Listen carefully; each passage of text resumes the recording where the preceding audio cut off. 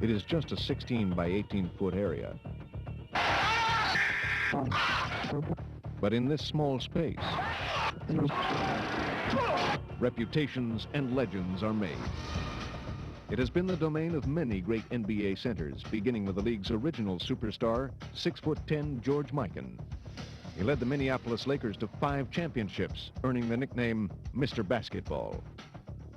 20 years later, another towering center was making a name for himself, a player who seemed virtually impossible to stop. He presented to me for the first time in my career of basketball a guy that I really need some help to guard. Kareem Abdul-Jabbar used his graceful skyhook to become the league's all-time leading scorer. He left with 6 NBA titles and 6 MVP awards. The thing that amazed me the most about him was his strength. He's just an incredibly strong and powerful performer. The respect between Bill Walton and Kareem was mutual. It was a very competitive atmosphere when I played against him. I thought when he was healthy, he was definitely one of the great centers to play the game.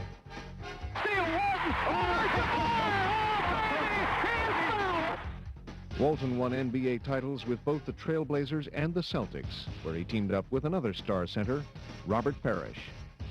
With his steady, all-around skills, the Chief helped revive the Boston dynasty in the 80s. He became one more link in the chain of Celtic greats, following in the footsteps of Dave Cowens. The way I played the game was just play it as hard as I could all the time, no matter who I was playing against. The man known as Big Red played a blue-collar style. His toughness and hustle made him a favorite of Boston fans. But some of his fiercest battles came against another bruising center, Wes Unseld. My style of play and his style of play, I think, were somewhat compatible in that for 48 minutes, you and I were going to knock heads. If you had something weak about you, I was going to exploit it and make it weaker. Here comes Willis, and the crowd is going wild. In one of the league's most dramatic moments, Willis Reed limped onto the court for Game 7 of the 1970 finals. Inspired by their captain, the Knicks won the title. And throughout his career, Reed left a legacy of courage and determination. Joining Reed among the league's greatest centers is Nate Thurmond. His trademarks were his outstanding defense and rugged rebounding. And just as he was leaving the scene in 1977, a new star was arriving. His name, Moses Malone. His relentless work ethic helped make him a 3-time MVP. And in 1983, he won a championship with the Sixers.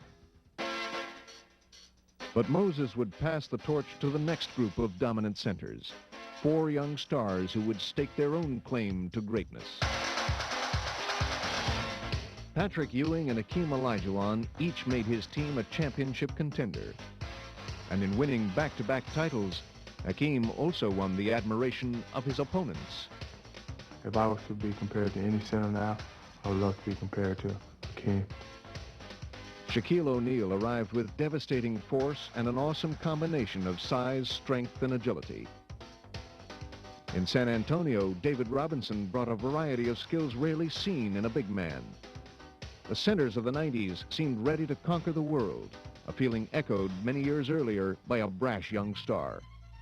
In the long run, I'll be able to handle myself man-to-man with almost anyone in the league. Wilt could always back up his words, scoring 100 points in a game and rewriting the NBA record books. He was the league's most dominant offensive force. But the ultimate test came whenever he faced the game's greatest defender, Bill Russell. You have no idea how physically imposing he was. But I never considered it a threat. It was just a challenge. Russell left an indelible mark on the game, and he built his reputation on defense. He was the master of the blocked shot, a ferocious rebounder, and he triggered the famed Celtic fast break. But most of all, he was a winner, leading Boston to an astounding 11 NBA titles in 13 years.